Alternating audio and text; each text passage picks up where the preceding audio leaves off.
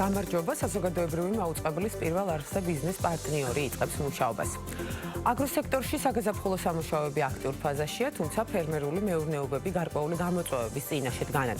საწვავზე ფასების მატება მსოფლის მეურნეობის სფეროს წარმომადგენლებს ხარჯები მნიშვნელოვნად გაუზარდათ, თუ როგორ აისახება დიზელის გაძვირება აგროსასურსათო პროდუქციის წარმოებაზე და კიდევ რა პრობლემების მოგვარებაა აუცილებელი ხარისხიანი მოსავლის მისაღებად. დეტალებით ქრისტინა გამთენაძე შემოგვიერთდება პირდაპირ ეთერში. ქრისტი, მოგესალმებით და გისმენთ.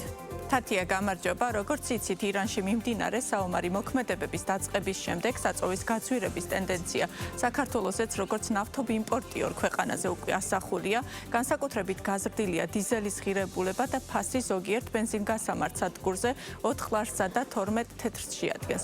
დიზელის გაძვირება ერთ-ერთი გამოწვევაა, რის წინაშეც დღესდღეობით ფერმერული მეურნეობები დგანან. სექტორის წარმომადგენლები ამბობენ, რომ მაშინ როცა საგაზაფხულო სამუშაოები აქტიურ ფაზაშია შესული, საწვავის გაძვირება ფერმერებს ხარჯებს მნიშვნელოვნად უზრდის, ეს კი საბოლოო ჯამში ბუნებრივია წარმოებული პროდუქციის ფასებზეც აისახება. შესაბამისად, მოლოდინია, რომ აგროსასურსათო პროდუქტზე ფასები მოიმატებს, გაძვირებული საწვავის გარდა კი აგრობიზნესი გამოწვევად ელექტროენერგიისა და სარწყავი წყლის ფასების მატებასაც ასახელებს.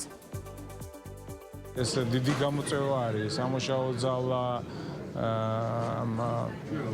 სადისტრიბუციო კომპანიებისგან გაზის წყალი იქნება თუ დენი მატება ფასების დიდი გამოწვევაა ჩვენთვის ასევე საწვავი. ეხლა როცა ხრანთესვის პერიოდი დაიწყო და ყველაზე მეტი მოხმარება, პიკური მოხმარება გვაქვს საწვავის, მაშინ ეს სრულებები რო ხდება, რა თქმა უნდა, გამოწვევა. პროპორცია სულ არის საფრთხე. დიზელის ფასი საკმაოდ გაიზარდა. რა თქმა უნდა, ეს ჩვენთვის პირდაპირი დარტყმა, ესე რომ ვთქვათ, იმიტომ რომ დიზელის ძირითადად ჩვენი ტექნიკა, კულტივაცია, ტრაქტორები, მექანიზაცია ყველაფერი დიზელზე ვართ. ჩვენ საწვავზე ვართ დამოკიდებული, ამიტომ საწვავის ფასის ზრდას და აი ამ სოფლიოში დღევანდელი სიტუაციის ამ საწვავის და ენერგიის ზრდას ვფიქრობ, რომ გარკვეული რა თქმა უნდა თავისი დისკომფორტი მოყვება. ეს არის ერთ-ერთი დიდი მნიშვნელოვანი ნაწილი ჩვენი დანახარჯების შესაბამისად ფასის მომატება გაზდის ჩვენს დანახარჯებს. არა, სფეროსაც გააჩნია, ხო? ანუ მეცხოველებაში შეიძლება რაღაცა ექსტენსიურ მეცხოველებაში იმ ხელაზე პირდაპირ არ დაგვარტყავს, როგორც ვთქვათ, ინტენსიურ მეურნეობაში, რომელსაც ყოველდღე ჭირდება ტრაქტორმა უნდა იმუშაოს შიგნით. ანუ ძალიან ბევრი მიმართულება არის. ამავე დროს ეს არის მარცვლეული პროდუქციის მოყვანა, რომელსაც ასევე პირდაპირ ურტყავს საწვავის ხარჯები. კიდევ ერთი პრობლემა, რის წინაშეც აგროსექტორის წარმომადგენლები დგანან, კლიმატური პირობების გამო მომატებული საფრთხეებია. ამ ფონზე ფერმერები აგროდაზღვევის მნიშვნელობაზე ამახვილებენ ყურადღებას და ამბობენ, რომ აგროდაზღვევის სახელმწიფო პროგრამა კიდევ უფრო მეტად უნდა გაფართოვდეს ასანაზღაურებელი ზარალის დათვლისას კი სადაზღვევო კომპანიებსა და ფერმერებს შორის დღეს არსებული გარკვეული გაუგებრობები მინიმუმამდე შემცირდეს. მე მაღალ რისკიანი სოფლის მეურნეობის დარგის წარმომადგენელი ვარ. ჩვენი რისკები დაკავშირებული არის როგორც გეოგრაფიულთან, იმიტომ რომ საოკუპაციო ხაზთან საკმაოდ ახლოს მდებარეობს ჩვენი მეურნეობა, ასევე ამინდის რისკებთან. ამინდის ერთ-ერთი პარამეტრი სეტყვის საწინააღმდეგო სისტემების მეშვეობით პრაქტიკულად გამოვრიცხეთ, როგორც ჩვენთვის ზიანის სერიოზული ზიანის მომყენებელი, მაგრამ არის ეგეთი ფაქტორი, როგორც არის საგაზაფხულო ყინვა, რომლის განმიყენებული ზიანის აღმოსაფხრელად პრაქტიკულად არ არსებობს არც სადაზღვევო დახმარება, არც სხვანაირი სისტემები ჯერჯერობით ქვეყანაში. ძალიან დიდი გამოწვევაა, ძალიან ძვირიჯდება, არ არის ეს ადვილი. სოფლიოში გაზურებული ამ გლობალური კატაკლიზმების გამო სადაზღვევო კომპანიები ასე ადვილად არიღებენ რისკს და დიდი თანხები სჭირდებათ, მაგრამ რაც იქნება საშუალება, ეს სახელმწიფოს გადასაწყვეტია, რა თქმა უნდა, მაქსიმალური უნდა ჩადონ, რომ დაუზრიონ გლეხს და კონდეს მოტივი, რომ განადგურების შემთხვევაში, რომ აუნაზღაურდეს, რომ შემდეგ წელს ისევ განაგრძოს ეს ინვესტიციები. ესია მსოფლიოში ყოველ შემთხვევაში. პრობლემური არის უფრო დისკომუნიკაცია დაზღვევასა და დამზღვევის შორის. ვფიქრობ, რომ დაზღვევის გარეშე ჩვენი დარგი არ არსებობს, აუცილებლად უნდა იყოს და აქ უფრო მეტად უნდა დეტალიზაცია მოხდეს, ხანდახან არის შემთხვევა, როდესაც აი დამზღვევს გონია რომ ეს დავუშვათ თანხის მოცულობა პირობები არ არის სწორი დამზღვევსაც სჭირდება უფრო მეტი ინფორმატიულობა მე შეგახსენებთ, რომ 2026 წელს აგროდაზღვევის სახელმწიფო პროგრამის ბიუჯეტი 17 მილიონი ლარია, რაც წინა წელთან შედარებით 2 მილიონით მეტია. პროგრამაში 5 სადაზღვევო კომპანიაა ჩართული. 2014 წლიდან დღემდე კი პროგრამის ფარგლებში 72,000-მდე ბენეფიციარზე გაცემულია 194,000-ზე მეტი სადაზღვევო პოლისი. ანაზღაურებული ზარალის საერთო მოცულობამ კი ამ დროისთვის 92 მილიონ ლარს გადააჭარბა. ქრისტი, მადლობა. ქრისტინე გამთენაძე საუბრობდა ბიზნეს პარტნიორის პირდაპირ ეთერში. და ვაგრძელებთ კვლავ სოფლის მეურნეობის თემით. აგრო თანადაფინანსების სახელმწიფო პროგრამა გარემოს დაცვისა და სოფლის მეურნეობის სამინისტრომ აგროსექტორის მხარდაჭერის თანამედროვე და გაუმჯობესებული მოდელი შეიმუშავა. პროგრამის მიზანია ერთიანი ინტეგრირებული, გამჭვირვალე და შედეგზე ორიენტირებული სისტემის ჩამოყალიბება, იგეგმება თანამედროვე ინსტრუმენტებისა და მექანიზმების დანერგვა, ასევე განვითარდება მონაცემთა ბაზები და გაძლიერდება მონიტორინგის სისტემები. სექტორის მდგრადი განვითარებისა და ქვეყნის სასურსათო უსაფრთხოების გაძლიერებისთვის განსაკუთრებული ყურადღება აგროსაქმიანობის კომერციალიზაციის გაძლიერებას დაეთმობა. რას ითვალისწინებს სექტორის მხარდაჭერის ახალი ხედვა, როგორ განხორციელდება ის პრაქტიკაში და რა შედეგზეა ორიენტირებული, დეტალებით ჩვენი სტუმარია ლაშა დოლიძე, გარემოს დაცვისა და სოფლის მეურნეობის მინისტრის მოადგილე. ბატონო ლაშა, მოგესალმებით, დიდი მადლობა სტუმრობისთვის. საქართველოში სოფლის მეურნეობის განვითარების ახალი მოდერნიზებული ეტაპი იწყება და სწორედ ამ ახალი ხედვის და გეგმის ნაწილია პროგრამა, რომლის პრეზენტაციას დღეს გაიმართა. საინტერესო იქნება ჩვენი მაყურებლისთვის უფრო დეტალურად ჩავშალოთ, თუ რას მოიცავს, რას ითვალისწინებს, რა საჭიროებებს და გამოწვევებს პასუხობს და რა მიზნებზეა მომართული, რა თქმა უნდა.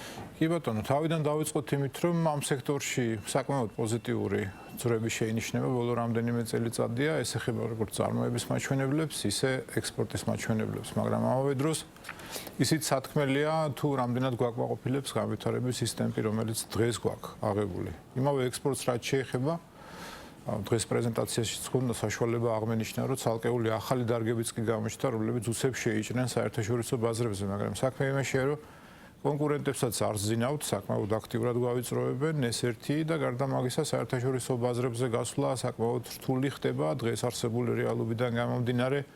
მხედველობაში მაქვს ლოგისტიკური სირთულეები, ენერგეტიკული სირთულეები, სატარიფო პოლიტიკა და ზოგადად პროტექციონიზმისკენ აღებული კურსი ბევრი ქვეყნის სხვათა შორის. ეს ერთი ელემენტი.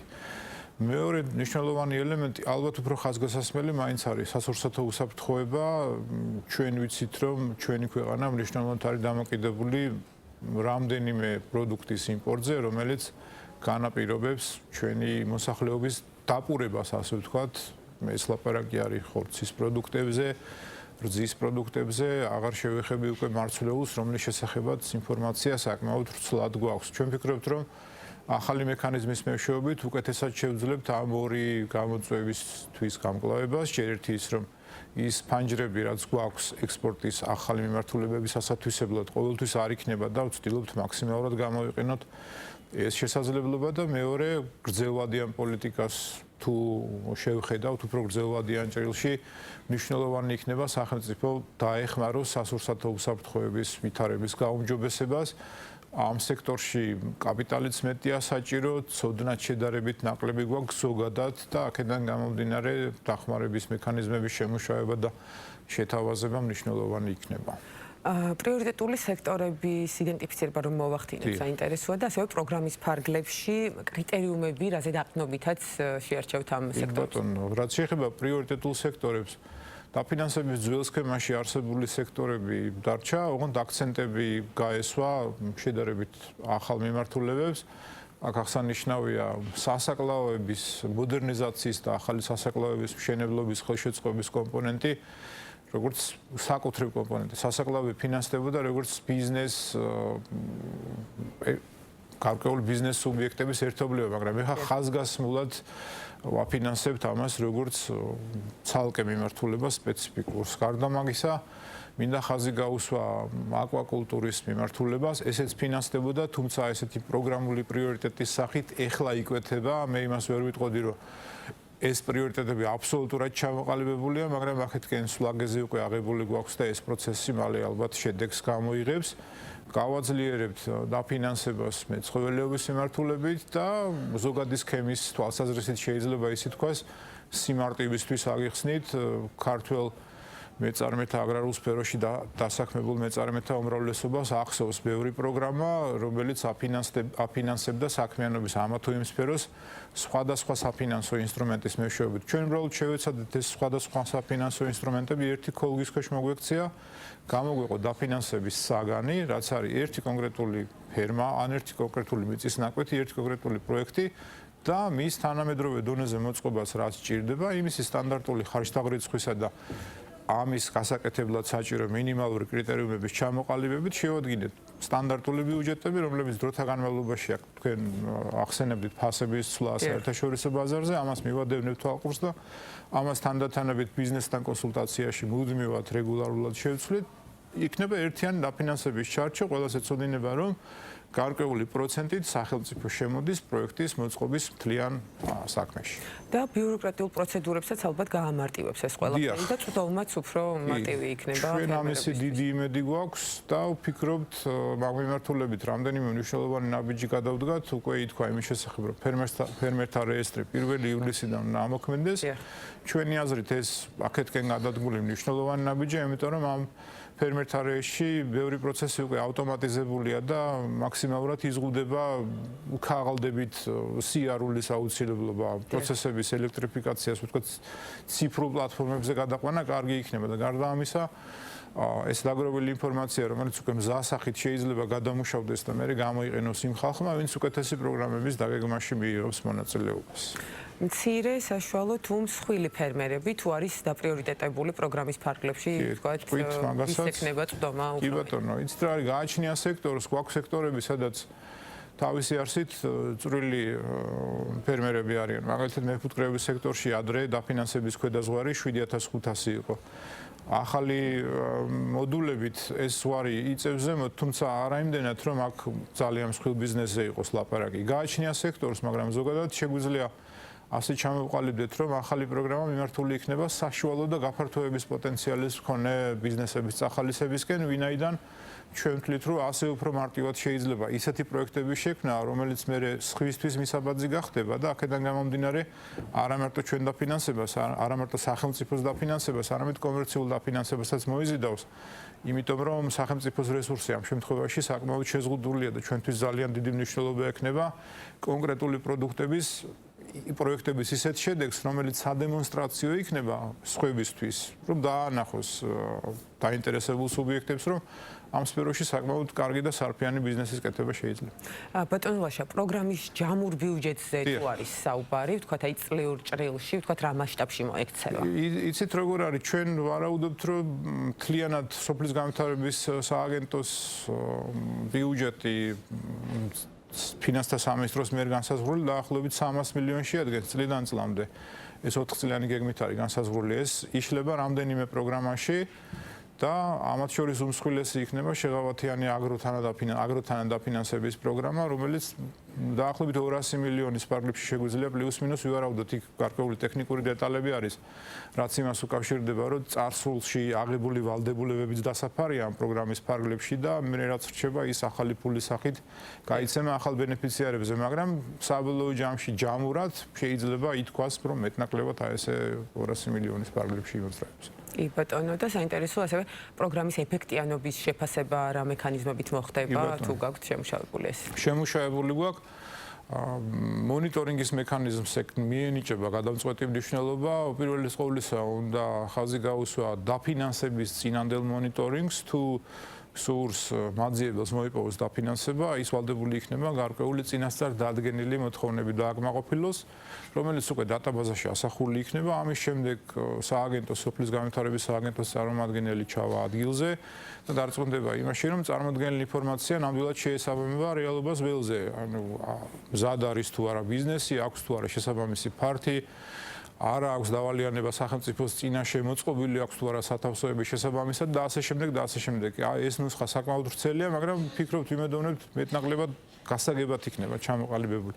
ამის შემდეგ გადავდივართ განხორციელების ეტაპზე, განხორციელების ეტაპს რაც შეეხება მინდა ხაზი გაუსვა იმ პროექტების სტანდარტიზაციის მნიშვნელობას, იმიტომ რომ ჩვენ ვიცით დაფინანსების ობიექტი მკაფიო და ერთი მიწის ნაკვეთი ან ერთი ფერმა და სხვა და ის რა კომპონენტებისგან შედგება და ამ ყველაფრის მოწყობისა და მშენებლობის პროცესს განხორციელებისას რეგულარულად გადავამოწმებთ. დასრულებისას უკვე ჩაერთვება ეკონომიკური მონიტორინგი, რაც გულისხმობს იმას, რომ დავინახოთ რა შედეგი მიიღო ამა თუ იმ მეწარმემ, რაც საბოლოო ჯამში შეჯამდება და მივიღებთ სურათს რა დარგში რა წარმატება გვაქვს იმ დახარჯული რესურსით, რაც სახელმწიფო მოიტანა და ჩადა. რა არის პროგრამის მოკლევადიანი და გრძელვადიანი მოსალოდნელი შედეგები? ახლა არის თქმა შეგვიძლია?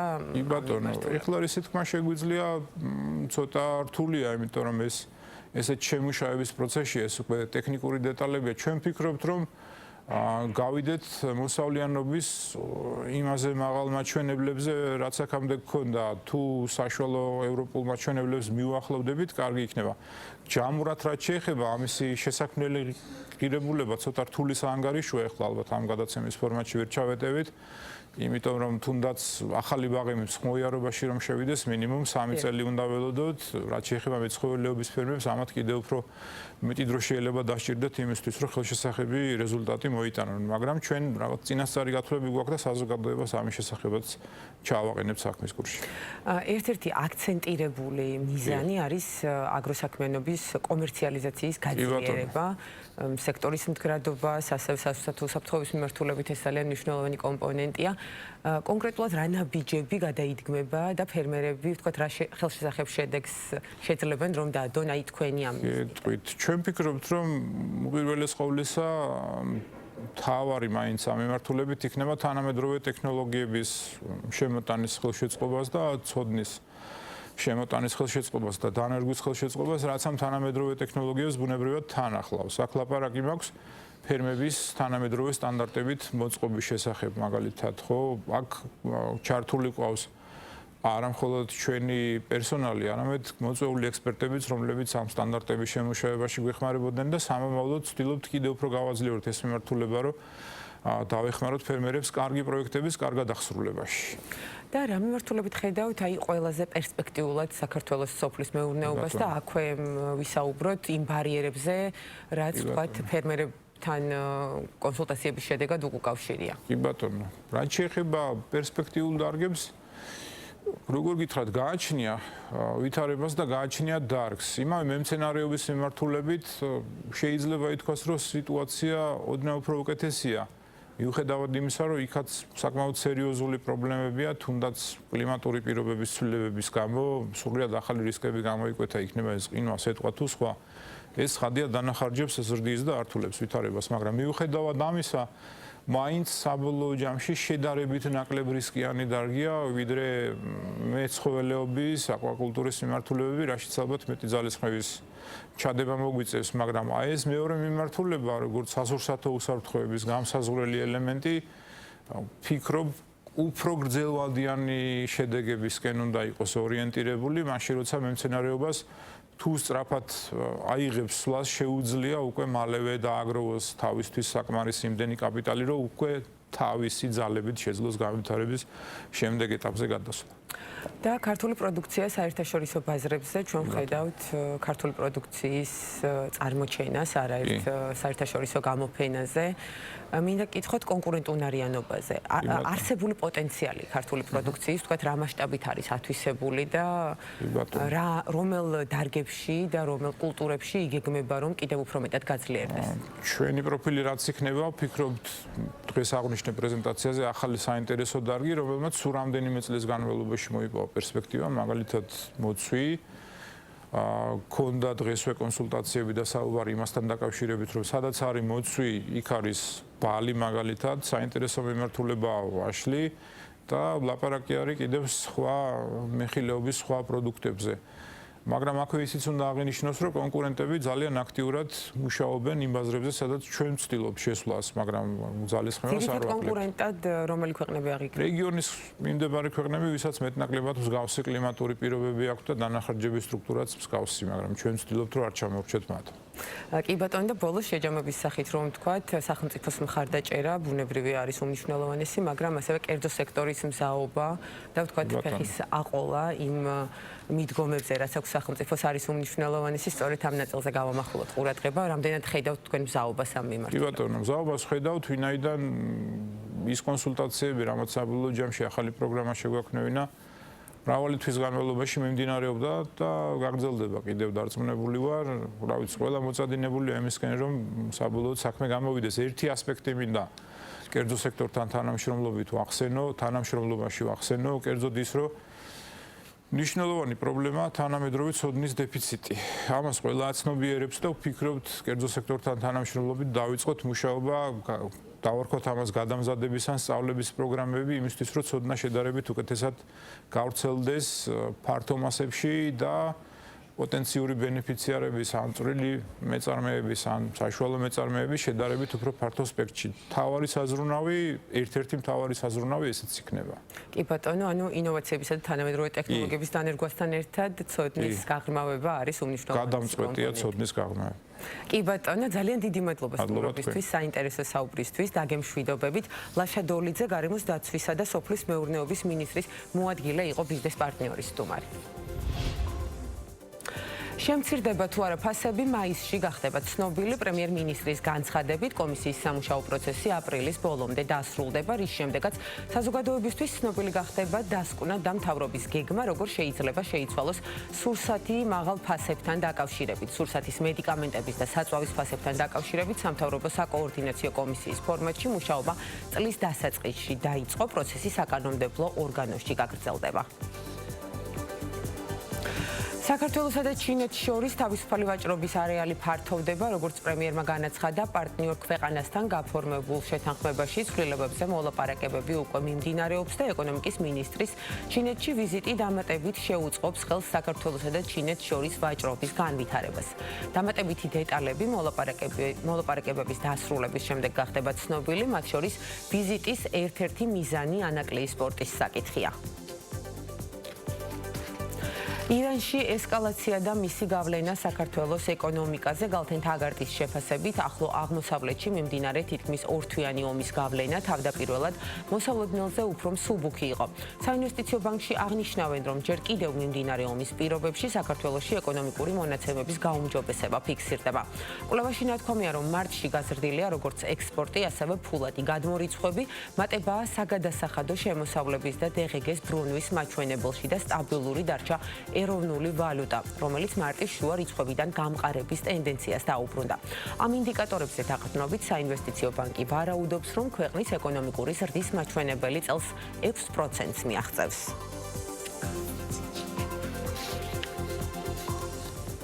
რეკორდული დაფინანსება და სტრუქტურული რეფორმები აზიის განვითარების ბანკმა 2025 წლის ანგარიში გამოაქვეყნა. დოკუმენტის მიხედვით, გასულ წელს საერთაშორისო საფინანსო ინსტიტუტმა სესხების, გრანტებისა და ინვესტიციებისთვის დაახლოებით 29 მილიარდი დოლარი გამოყო, რაც წლიურად 20%-იანი ზრდაა. მათივე შეფასებით, დაფინანსება 3,5 მილიონამდე სამუშაო ადგილზე აისახება.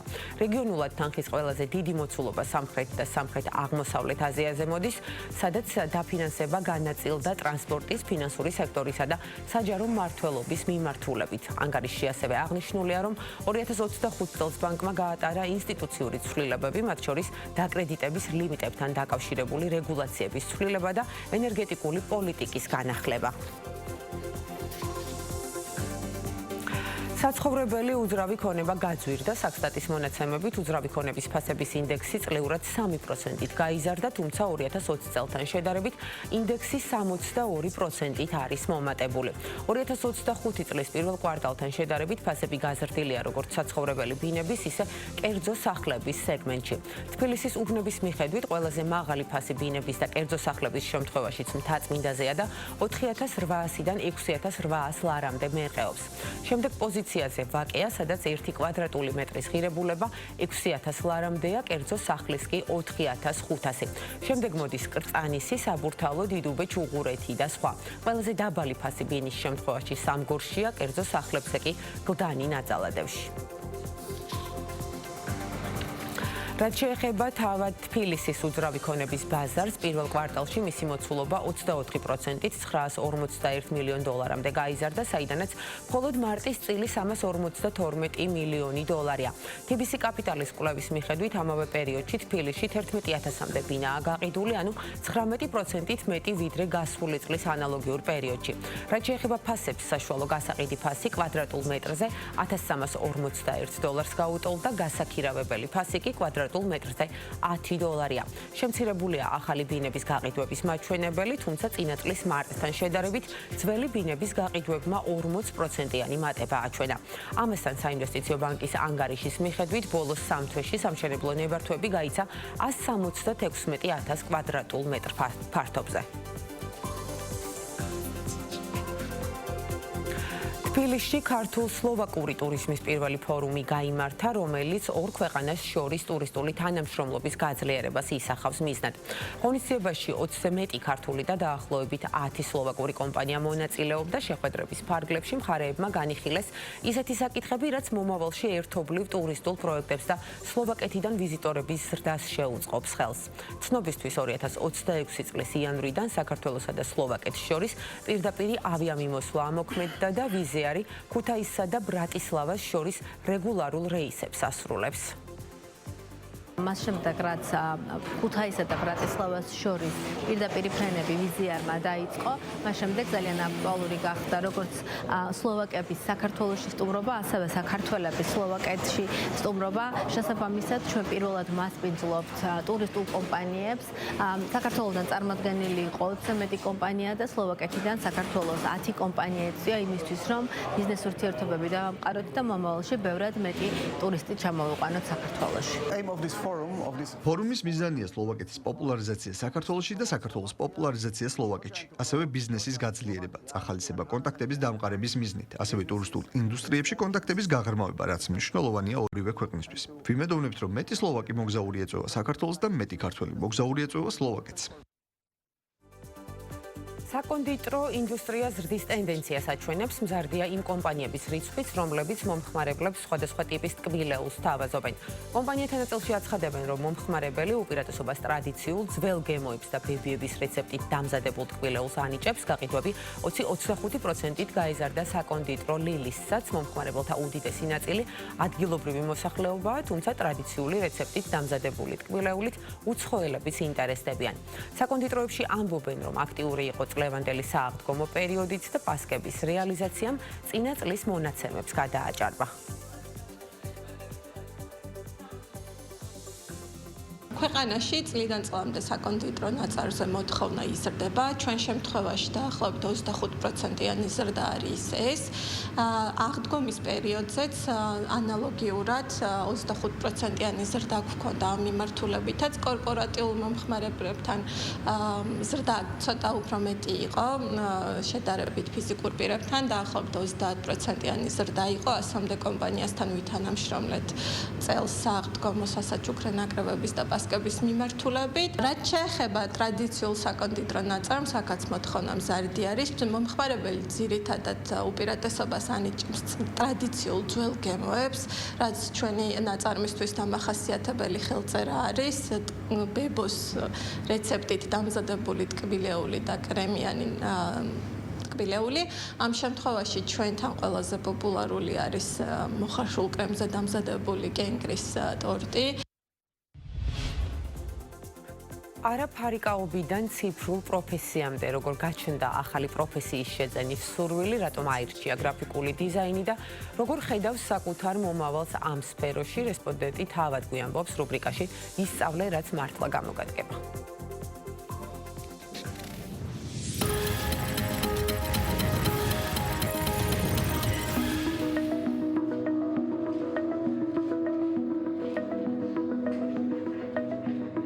გრაფიკული დიზაინი მაძლევს საშუალებას, რომ განვითარდე კარიერულად და ასევე გავყვე იმ სპორტს, რომელსაც წლებია მივყვები.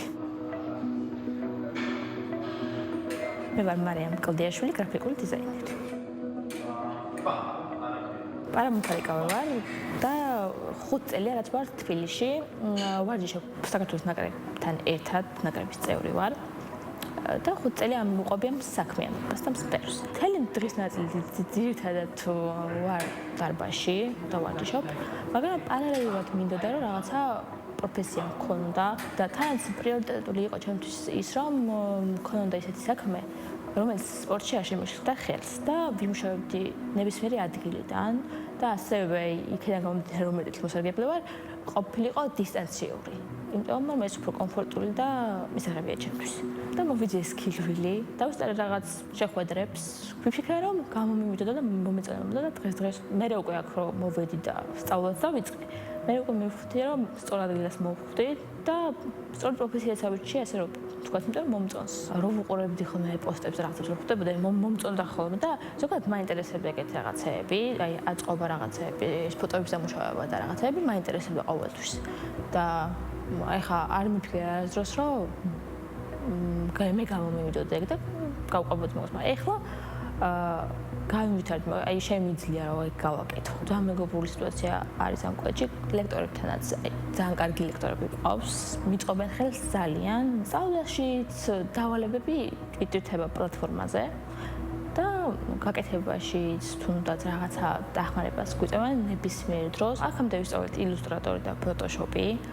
და ვისწავლეთ ფოტოების აწყობა, დამუშავება, პოსტერების გაკეთება, ბანერების გაკეთება, შეფუთვების. დასაწყისში აი სულ ეკითხებოდი ხოლმე ლექტორს რომ ეს როგორ და ეხლა ვთვლი რომ ამ თვალსაზრისით დასაწყისში როგორც ვიყავი, იმას ნიშნავს დღეს წინ სვლა მაქვს და დამოუკიდებლად შემიძლია რომ რაღაც ჩემი ნამუშევარი შევქმნი. დიზაინების აწყობა მომწონს, რაღაცა აი პოსტერების შექმნა, ამ დიზაინების თამაში, თავისუფალ თემებზე მუშაობა მადლის მე პირადად საშუალებას, რომ წარმოვაჩინე ჩემი თავი, რაც ოდნავ მივიღე ამ ეტაპისთვის და ასევე მომავალში რა შემიძლია რომ გავაკეთო, რა გავაუმჯობესო, რომ საუკეთესო ვიყო ჩემს პროფესიაში. კურსის ნახევარი გავიარე და მომავალში მოლოდინები მაქვს, რომ უფრო მეტ პროგრამებს ვისწავლით, უფრო მეტ თურლებს ვისწავლით. თავია წარმოდგენილი არ მქონდა, მაგრამ დღესდღეობით ძალიან მომწონს. ვფიქრობ, რომ სამომავლოდ ამ პროფესიით დავსაქმდები, ვიმუშავებ და თან ეს პროფესია შემიწყობს ხელს, ასე რომ ვთქვათ, რომ ჩემი უკვე მეორე პროფესიით, ასე რომ ვთქვათ, სპორტითაც გავაგრძელო მოღვაწეობა.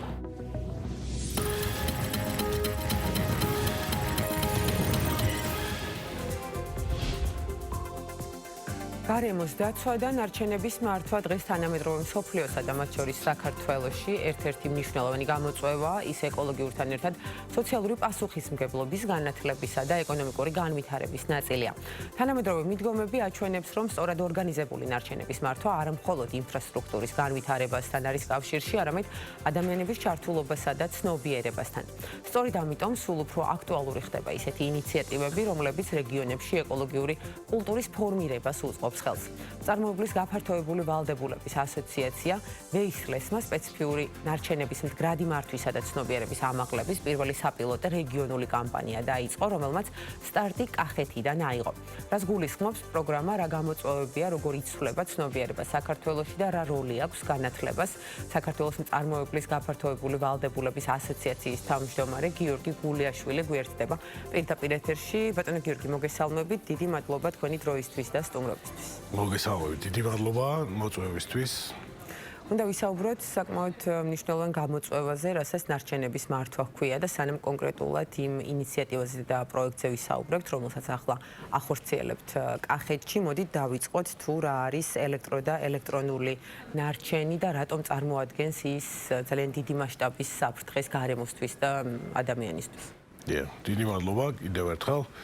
ელექტრო და ელექტრონული ნარჩენი ეს არის სპეციფიური ნარჩენის კატეგორიას განეკუთვნება და სპეციფიური იმიტომ არის, რომ მასში არის სახიფათო კომპონენტები და როდესაც ჩვენ კვლევებიც გვაქვს ჩატარებული და ვიცით რომ თქვა ნარჩენების ძალიან დიდი რაოდენობა ჯერ კიდევ ხდება ნაგავსაყრელებზე. და ნაგავსაყრელებზე როცა ხდება ესეთი სპეციფიური ნარჩენი ის დროთა განმავლობაში მე ის ხდება ნიადაგში და ნიადაგიდან ხდება რა თქმა უნდა წყალში, წყლიდან ისევ საკვებ ჯაჭვში ხდება და საბოლოო ჯამში ჩვენს ჯანმრთელობას უქმნის საფრთხეს და იმ ეკოსისტემას, რომელიც არსებობს ამ ნაგავსაყრელების გარშემო. და ამიტომ ძალიან მნიშვნელოვანია რომ სპეციფიური ნარჩენების მართვა და ზოგადად ყველა ნარჩენის მართვა, მაგრამ სპეციფიურის განსაკუთრებით, იმიტომ რომ სახიფათო კომპონენტებს შეიცავს და ამ სახიფათო კომპონენტებს ჭირდება სპეციალური მოპყრობა, დამუშავება, სეპარაცია და დამუშავება ხომ ესე? კი ბატონო და პასუხისმგებლობა აქ თითოეულ ადამიანზე ნაწილდება. რა თქმა უნდა, თუმცა ჩვენ სამწუხაროდ ამას ვერ ხედავთ, ეს არ არის ხოლმე ხშირად ხილული საფრთხე და მე გვიკვირს რომ რატომ არის გარემო ესეთი დაბინძურებული, მათ შორის ჯანმრთელობაზე რატო გვაქვს ამდენი პრობლემა და ეს ყველაფერი რა თქმა უნდა კავშირშია და ამიტომ მნიშვნელოვანია რომ ნარჩენები სწორად იმართოს.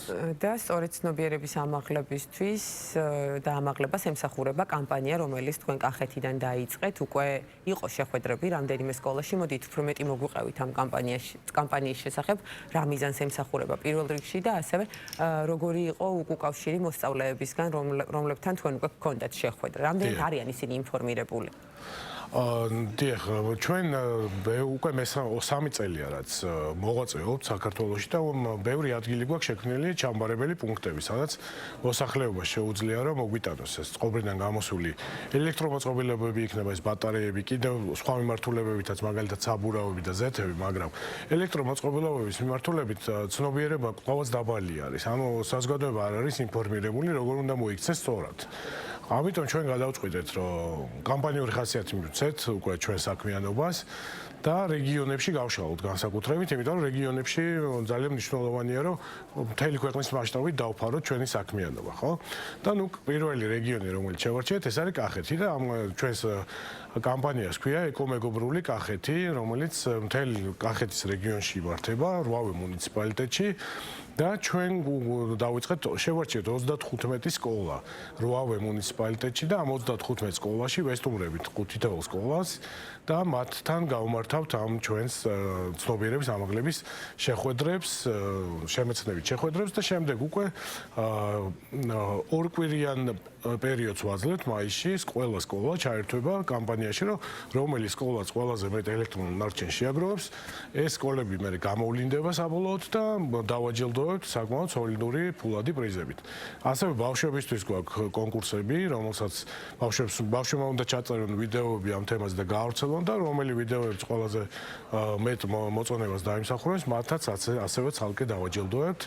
და ნუ ამას კამპანიური ხასიათი აქვს და ერთჯერადი არ იქნება და განგზობითი ჩვენ ასევე მემორანდუმებს ვაფორმებთ თანამშრომლობის მერებთან, თითოეულ მერთან გაფორმდება მემორანდუმი და მე ეს ჩვენი საქმიანობა ნარჩენების მართვასთან დაკავშირებით გავრცელდება მათ შორის ინფრასტრუქტურის შექმნით დაგვირგვინდება კახეთის რეგიონში. კი ბატონო, ეკომეგობრული პასუხისმგებლობის ცნობიერების ფორმირებას ემსახურება ეს ყველაფერი, რაზეც თქვენ ახლა ისაუბრეთ, დაიწყეთ კახეთით, შემდეგი რომელი რეგიონი იქნება და ვთქვათ, რატომ აირჩიეთ კახეთი, რაიმე მიზეზი თუ აქვს? ჩვენ დიდ ქალაქებში განსაკუთრებით წარმოდგენილი ვართ უკვე საკმაოდ და იქ მეტი აქტივობა გვაქვს და კახეთში ნაკლები აქტივობა გქონდა და ჩავთვალეთ, რომ კახეთიდან დავიწყოთ და მე ყველა რეგიონში გავავრცელოთ ეს. თუმცა ერთდროულად ამას ვერ ვაკეთებთ, იმიტომ ძალიან მასშტაბურია ეს ყველაფერი და თან უნდა ემთხვეოდა სკოლის პერიოდს, რომ ბავშვები სკოლაში რო დადიან, მაშინ უნდა ეს ინტერაქცია მაშინ ხდება. ხო, კიდე ერთი მინდა ხაზი გაუსვა, რატომ სკოლები, ხო და იმიტომ რომ აი ეს ახალგაზრდები და ბავშვები არიან ის ადამიანები, ვისთანაც ჩვენ განსაკუთრებით გვინდა მეგობრობა, იმიტომ რომ ბავშვები ცვლილებებს ძალიან ადვილად იღებენ და მე ნერგავენ თავიანთ ყოველდღიურ ცხოვრებაში და ხშირად ისე ხდება, რომ მე უფროსებსაც კი მოუწოდებენ, რომ სწორად მოიქცენ და შესაბამისად და ძალიან გონიერი ბავშვები ყავს, მინდა გითხრათ, რომ გაკვირვებული ვარ იმდენად გაცნობიერებულები, იმდენად ძალიან დიდი შთაბეჭდილებები დატოვეს კახეთში ბავშვებთან შეხვედრები 11 სკოლას შევხვდით და ეს სერია გაგრძელდება შეხვედრების ყოველ კვირა 2 მუნიციპალიტეტს ვესტუმრებით და საბოლოო ჯამში ყველაფერი დაგვირგვინდება 30 მაისს დიდი ფესტივალით კახეთში, რომელიც ერთდღიანი ფესტივალი იქნება და ყველა ის ღონისძიება, რაც ჩვენ გვექნება მანამდე კახეთში გამართული, ამ ფესტივალზე შეჯამდება და დაჯილდოებებიც მოხდება და ბოლოს კონცერტით, მგზავრების კონცერტით დაგვირგვინდება. კი ბატონო. ინფრასტრუქტურა ახსენეთ თქვენ, რა ტიპის ინფრასტრუქტურაზეა საუბარი განმარტოთ და ასევე ეს ინფრასტრუქტურა სკოლის ტერიტორიაზე განთავსდება თუ თქვათ რა ადგილია შერჩეული ამისთვის? ამ ეტაპზე კონკურსისთვის რა თქმა უნდა სკოლის ტერიტორიაზე განთავსდება ეს ჩვენი სპეციალური ყუთები, სადაც უნდა მოაგროვოს ნარჩენები, თუმცა მოგვიანებით ვფიქრობთ, რომ თვითონ ქალაქებში შევქმნათ ჩაბარების პუნქტები, სადაც მოსახლეობას ექნება საშუალება რომ მოვიდეს და ჩაგვაბაროს პასუხისგებლიანად თუ უნდა რომ მოიქცეს, მოვიდეს და ჩაგვაბაროს ეს სპეციფიკური ნარჩენები. ასევე ცენტრის გაკეთებას ვაპირებთ კახეთის რეგიონში და სხვათა შორის ეს ცენტრი გვინდა რომ იყოს პირველი ესეთი ევროპული სტანდარტის ცენტრი, ნარჩენების მართვის ცენტრი იქნება, სადაც თავს მოიყრის კახეთში შეგროვებული ნარჩენები, იქ მოხდება ამის კიდევ ერთხელ დახარისხება და უკვე იქიდან განაწილდება გადამამუშავება საწარმოებში წავა და გადამუშავდება და შემდეგ ასეთივე ცენტრების მოწყობას სხვა რეგიონებშიც ვაპირებთ, მოკლედ რასაც კახეთში ახლა გავაკეთებთ, ამას განვავრცობთ მთელი საქართველოს მასშტაბით. ბატონო გიორგი, საინტერესოა ყველაზე დიდი გამოწვევა და პრობლემა რა მიმართულებით რჩება? ეს არის ცნობიერება, ინფრასტრუქტურა, გადამამუშავებელი ინფრასტრუქტურა შემდეგ თუ აი რა მიმართულებით არის ყველაზე დიდი პრობლემა? გამოწვევები რა თქმა უნდა არის და რჩება, ცნობიერება ერთ-ერთი მნიშვნელოვანი ფაქტორია და ძალიან მნიშვნელოვანია რომ უფრო მეტი დოზით ჩავერთოთ ამ ცნობიერების ამაღლების კამპანიებში. მეორე რა თქმა უნდა გამოწვევა ასევე არის ინფრასტრუქტურა, რომ ჩაბარების პუნქტები, თუმცა 500-მდე გვაქვს უკვე მთელი ქვეყნის მასშტაბით და ყოველ წელს ვამატებთ ამ ჩვენ ჩაბარების პუნქტებს და ასევე გადამამუშავებელი სიმძლავრეები და აქაც გვაქვს ძალიან კარგი ამბები, რომ ჩვენ პარტნიორებთან ერთად უკვე ვიმუშავეთ პროექტებზე, რომლის განხორციელებაც დავიწყეთ და პირველი საწარმო გადამამუშავებელი, რომელიც იქნება თანამედროვე ტექნოლოგიურად აღჭურვილი საწარმო, რომელიც სრულად დააკმაყოფილებს ქვეყნის მოთხოვნებს, ეს არის საბურავების გადამამუშავებელი საწარმო და ეს ჩამოვა და დამონტაჟდება შემოდგომაზე საქართველოში. მომავალ წელს უკვე ველოდებით, რომ ელექტრომოწყობილობების გადამამუშავებელი საწარმო ჩამოვიტანოთ, ასევე მაღალტექნოლოგიური და ასევე ვფიქრობთ, რომ აკუმულატორების გადამამუშავებელი საწარმოც ჩამოვიტანოთ და დავამონტაჟოთ. კი ბატონო, გეგმები საკმაოდ მასშტაბურია, მე მინდა გკითხოთ ჩაბარების პუნქტებზე წლიდან წლამდე ვთქვათ როგორია ტენდენცია, რამდენად იზრდება პროდუქციის მოცულობა, რასაც იბარებთ? დიახ, სხვათა შორის საკმაოდ პროგრესი გვაქვს და ჩვენი უცხოელი კოლეგები გაკვირვებულებიც კი არიან, რომ ამ მცირე დროში ჩვენ შევძელით უკვე რომ იმ რაოდენობის ნარჩენებს ვაგროვებთ, რომ აი ასეთი ეკონომიკური პროექტების განხორციელებაც როგორც არის გადამუშავება ნარჩენების შესაძლებელი გახდა უკვე, იმიტომ რომ მაგალითად ჩარშან ჩვენ ყველა MGV-მ ერთად 10,000 ტონაზე მეტი საბურავი შევაგროვეთ, ხო? ზეთები გროვდება დაახლოებით 5,000 ტონა, ელექტრომოწყობილობებიც 8,000 ტონაზე მეტი შევაგროვეთ ჩარშან. წელს კიდევ უფრო ისეთი ამბიციური გეგმები გვაქვს და მოკლედ ყოველწლიურად უნდა გაიზარდოს ეს. რა თქმა უნდა, ცნობადობაც იზრდება, მაგრამ იმ დოზით არა ჩვენ რო გვინდა და ამიტომაც საჭირო გახდა, რომ უფრო ფართოდ და კამპანიურად მივუდგეთ ამ ამბავს და ვფიქრობთ, რომ ეს გამოიღებს შედეგს და განსაკუთრებით ბავშვების და სკოლების იმედი გვაქვს, იმიტომ რომ სკოლებში ძალიან კარგი შედეგები გვაქვს და ბევრი სკოლა თვითონ მოგმართავს სხვათა შორის და უნდა ჩვენთან თანამშრომლობა და ეს უკვე კარგი სიგნალია და კარგი მაჩვენებელია. არაერთი ინიციატივა და გეგმა გააჟღერეთ. საერთაშორისო პრაქტიკა როგორია ალბათ ხელმძღვანელობთ საერთაშორისო პრაქტიკით, ვთქვათ დასავლურ ქვეყნებში, სადაც ეს მიმართულება არის ბევრად უფრო წინ. დიახ.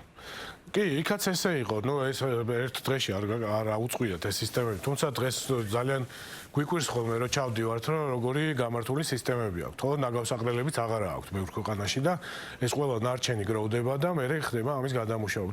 თუმცა ამას წლები დასჭირდა და შეიძლება ათეული წლებიც და ჩვენ ძალიან კარგად მივდივართ ამ კუთხით და აქ უნდა ხაზი გაუსვათ მაღალი დონის თანამშრომლობას. ძალიან მნიშვნელოვანია კერძო და საჯარო თანამშრომლობა და აი აქ ძალიან და პირდაპირ შემიძლია მადლობა გადაუხადო იმ უწყებებს, ვინც ჩართული არის ამაში და გვეთანამშრომლება და ხელს უწყობენ ამ სისტემის ჩამოყალიბებას.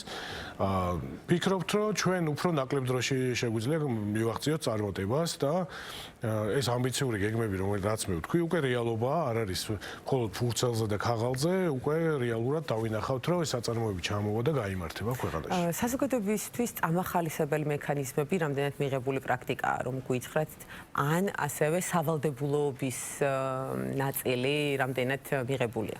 კი, ძალიან კარგი კითხვაა. ბევრ ქვეყანაში ნარჩენების გადაცემა დახარისხება და დახარისხებულად შეგროვება სავალდებულოა. ამას თუ არ გააკეთებთ, დაჯარიმდებით. სამწუხაროდ ჩვენთან ეს დაჯარიმებას არ ექვემდებარება თუ ბიზნეს ოპერატორები არ არიან. ბიზნეს ოპერატორებს ევალებათ, რომ სპეციფიური და სახიფათო ნარჩენები სწორად მართონ, რა თქმა უნდა.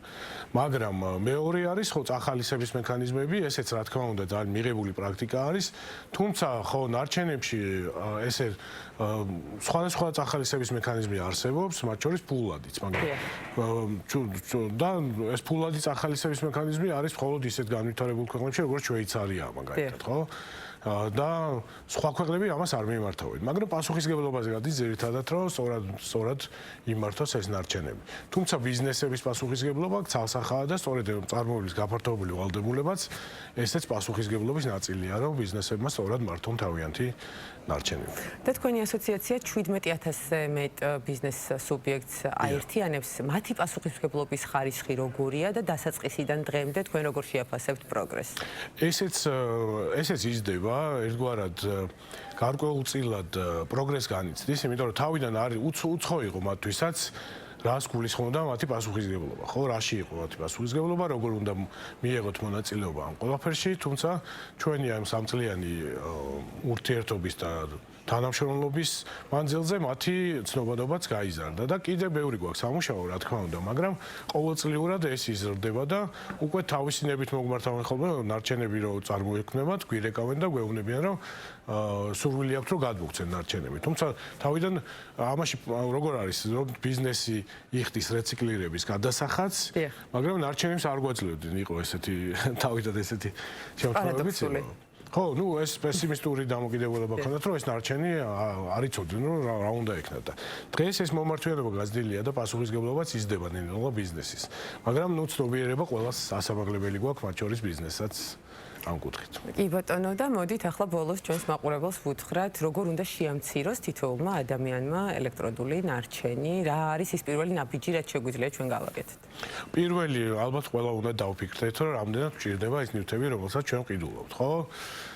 და ძალიან ბევრი ნივთი გვაქვს ხოლმე, თავს მოიყრის მე ჩვენთან სახლში, რომ არ ვიყენებთ და უფუნქციოდ არის ეს ნივთები, ხო?